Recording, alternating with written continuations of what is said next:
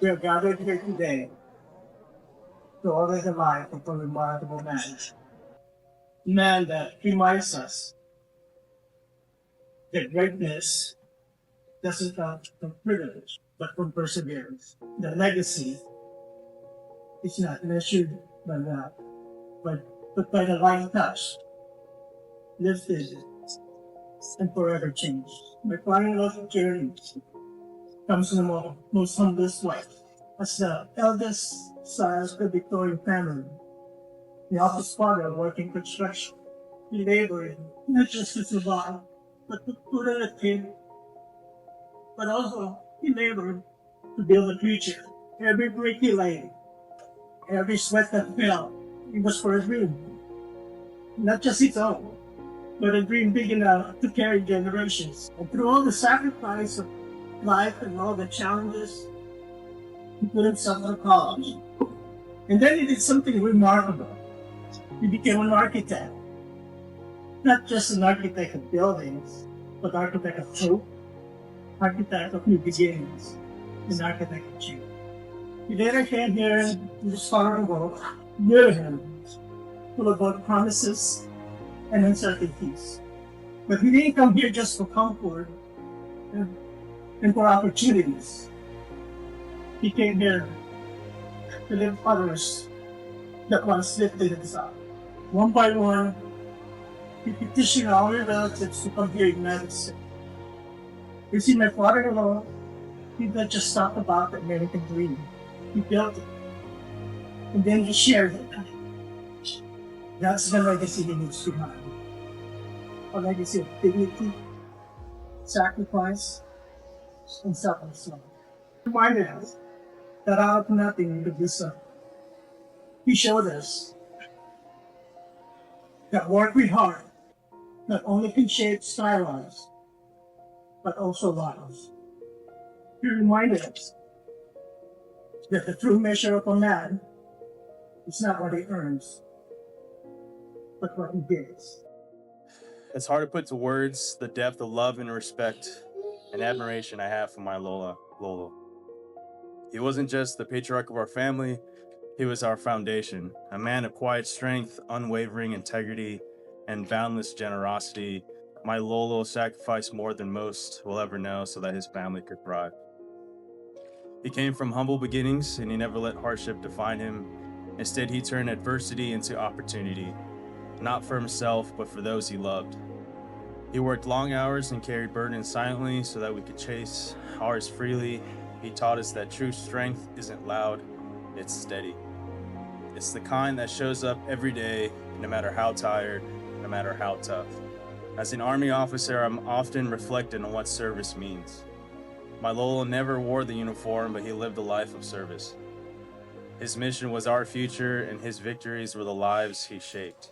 He instilled me the values that I carry into every day: honor, duty, and selflessness. When I lead with his spirit. When I face challenges, I hear his voice reminding me to stand tall and do what's right. His legacy isn't just in the stories we tell or the memories we hold, it's in the people we've become because of him. He taught us to love fiercely, to work hard, and to never forget where we come from. His sacrifices built the foundation on which we stand now.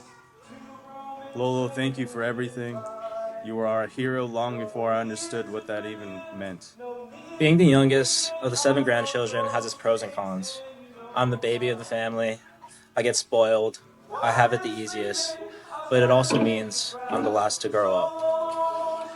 I remember when I was young, watching my older sister and cousins do adult things, and wishing I could skip those awkward adolescent years and go straight to the good part of life.